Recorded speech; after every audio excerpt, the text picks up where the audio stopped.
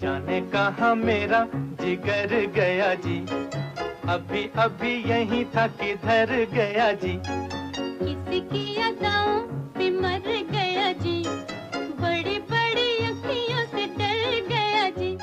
उधर तुम हंसी हो इधर दिल जवां है, ये रंगीन रातों की एक दास्तां है। ये कैसा है नगमा, ये क्या दास्तां है, बताए मोहब्बत मेरा दिल कहाँ है। ये कैसा है नगमा।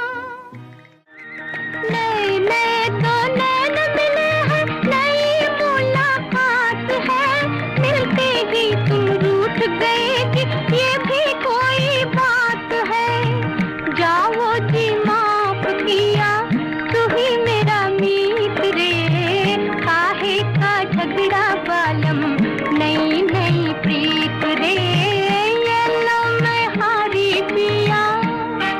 आदाब नाजरीन, अभी 24 मई की तारीख गुजरी है। 24 मई को हिंदुस्तान के जाने माने फिल्मी गीतकार मजरूह सुल्तानपुरी साहब का यौम वफ़ात था।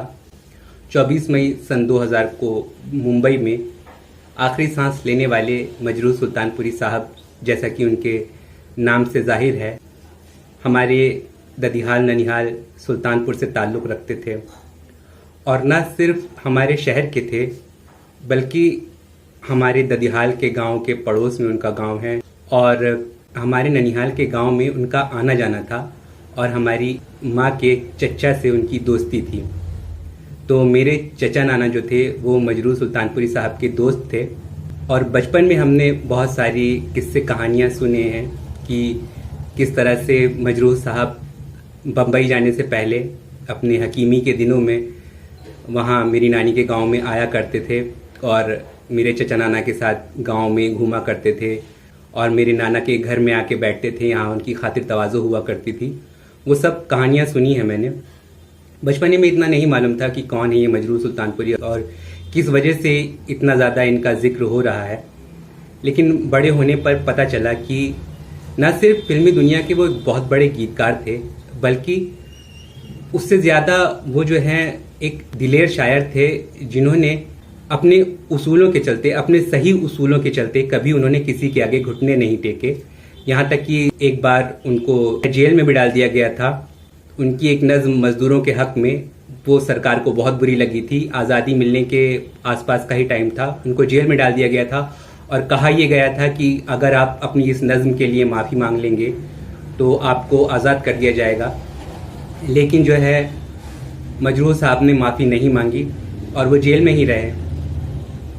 उस ज़माने के शायरों का अमूमन यही अंदाज था, वो लेफ्ट की विचारधारा से प्रेरित थे। मजदूरों, गरीबों, सताए हुए लोगों के हक में आवाज़ उठाते थे। जैसे साहिर हैं, जैसे मखदूम हैं, कैफी आज़मी साहब हैं, इन सब पर एपिसोड कर चुका हूँ। मजरूह साहब 1945 में एक मुशायरे में शामिल होने बम्बई गए थे। वहाँ उनकी शायरी से फिल्मकार AR कारदार इतने मुतासिर हुए कि उनसे अपनी फिल्म में गीत लिखने का इसरार करने लगे। जिगर मुरादाबादी के समझाने पर मजरूह साहब फिल्मों में लिखने के लिए मान गए, और उनकी पहली ही फिल्म शाहजहां में उनके लिखे गीतों ने धूम मचा दी।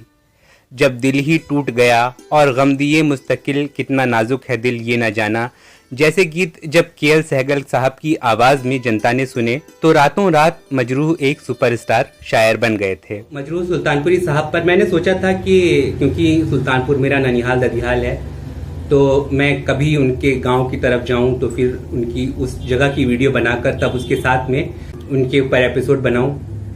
लेकिन फिर मैंने सोचा कि वो तस्वीरें आप बार बार देख चुके होंगे, नहीं देखी होंगी तो इंशाल्लाह कभी वहाँ पहुँचकर आपको दिखा भी देंगे।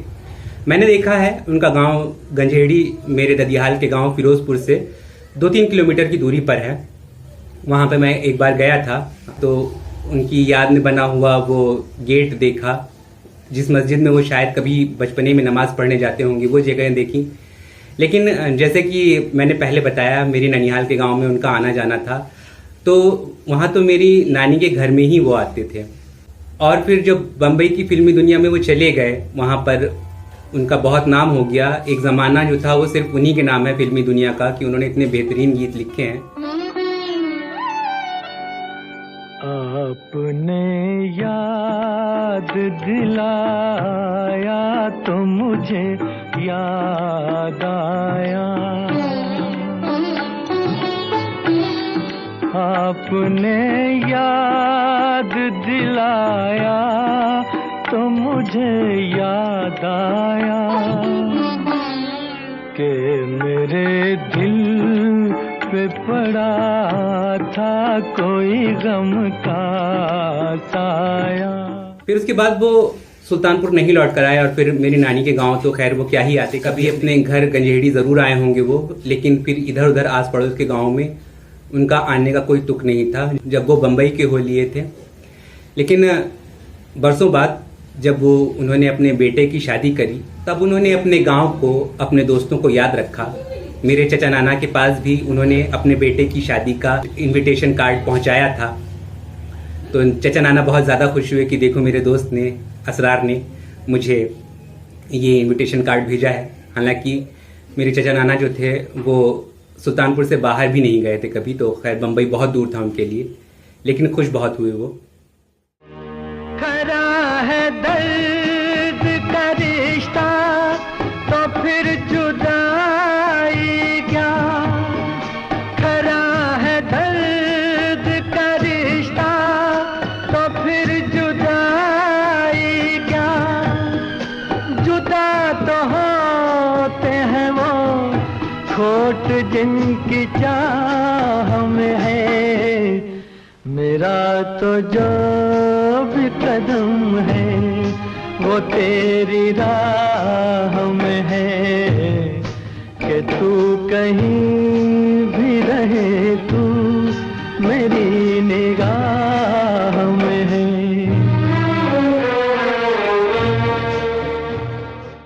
मजरूह साहब के बारे में एक और बात बताऊं कि उन्होंने बहुत उर्दू में बहुत बेहतरीन शायरी की, बहुत अच्छे अच्छे फिल्मी गाने लिखे, बहुत नॉन फिल्मी गज़लें बहुत बेहतरीन लिखी। और साथ में एक चीज़ मैंने देखी उनके गानों में कि मजरूह सुल्तानपुरी साहब की अपनी ज़बान थी अवधी, तो उनके गाने अवधी गाने कुछ ज़्यादा नेचुरल, कुछ ज़्यादा मीठे और कुछ ज़्यादा बेहतर बन पाए। उनके गानों में मुझे अभी भी याद आता है पुराने ज़माने की मिट्टी की महक महसूस होती है। एक गाना मुझे याद आता है जब भी मजरूह साहब की बात आती है, बूझ मेरा क्या नाव रे, नदी किनारे गांव रे, पीपल झूमे मोरे अंगना, ठंडी ठंडी छाँव रे। लोग कहे मैं बावरी, मेरे उलझे उलझे बाल, लोग कहे मैं बावरी, मेरे उलझे उलझे बाल, मेरा काला काला दिल है, मेरे गोरे गोरे गाल, मेरा काला काला दिल है, मेरे गोरे गोरे गाल। मैं चली जिस गली झूमे सारा गाँव रे, पूछ मेरा क्या नाम रे, नदी किनारे गाँव रे, पीपल घूमे मोरे आंगना, ठंडी ठंडी छाँव रे। जब ये गाना मैं याद करता हूँ, एक तो इस गाने के बारे में ये बात है, सुल्तानपुर के अपने चचा नाना के घर के लोगों से ही मैंने ये बात सुनी कि ये गाना मजरूह साहब ने अपने गांव की याद में लिखा था। उनका गांव जो है वो गोमती नदी के किनारे है और शायद उनके घर में या उनके अड़ोस पड़ोस के घर में या जिस जगह पर लोगों की महफिल जमती है शायद उस जगह पर पीपल का पेड़ रहा होगा, तो उन्होंने अपने गाँव की याद में ये गाना लिखा था। और दूसरी बात, इस गाने में एक लफ्ज़ है नाव।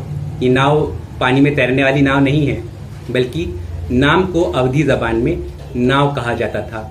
और जब भी मैं ये गाना सुनता हूँ मुझे अपनी दादी की याद आती है। मेरी दादी के ज़माने में इसी तरह से कहा जाता था कि फलाने का क्या नाव है, मतलब क्या नाम है।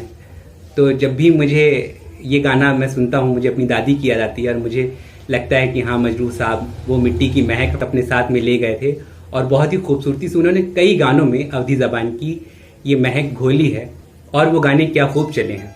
मजरूह साहब अवधी ज़बान में जितने अच्छे गीत लिखते थे, खालिस उर्दू में भी उतनी ही बेहतरीन शायरी करते थे। 1964 में आई ब्लॉकबस्टर फिल्म दोस्ती की सफलता की बहुत बड़ी वजह उसके गीत थे। इन सभी गीतों में हिंदी उर्दू शब्दों को बड़ी खूबसूरती से मजरूह साहब ने ही पिरोया था। फिर ममता फिल्म के गीत रहे न रहे हम और 1970 में आई फिल्म दस्तक के हम हैं मताए कूचो बाजार की तरह को भला कौन भुला सकता है। हम हैं मताए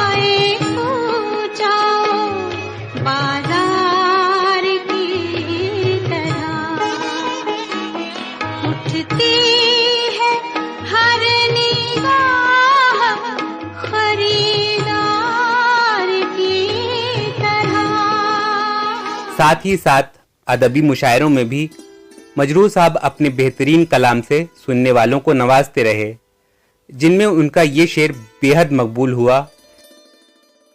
मैं अकेला ही चला था जानिबे मंजिल, मगर लोग साथ आते गए और कारवां बनता गया। इसके अलावा कुछ और पसंदीदा अशार ये हैं। सर पर हवाए जुल्म चले 100 जतन के साथ, अपनी कुलाह कज है उसी बांकपन के साथ।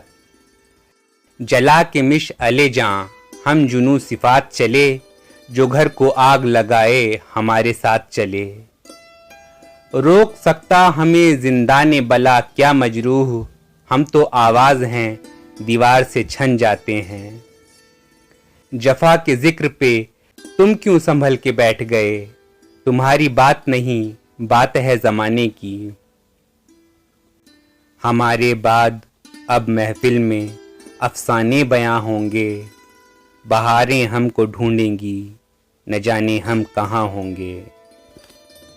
खैर, अब YouTube है जिस पर मजरूह साहब के बहुत सारे किस्से मौजूद हैं, और उससे पहले फिल्मी मैगजीन्स थीं। उनके मजरूह साहब के समधी यानी नौशाद साहब एक महान किस्सा गो, तो उन्होंने बहुत सारे किस्से मजरूह साहब के सुना रखे हैं। तो ज़्यादा कुछ मेरे पास बताने को नहीं है, लेकिन ये खुशी ज़रूर है कि मजरूह साहब को हमारे बुजुर्गों ने बड़े करीब से जाना था, और वो कहीं ना कहीं उनका ताल्लुक हमसे भी है।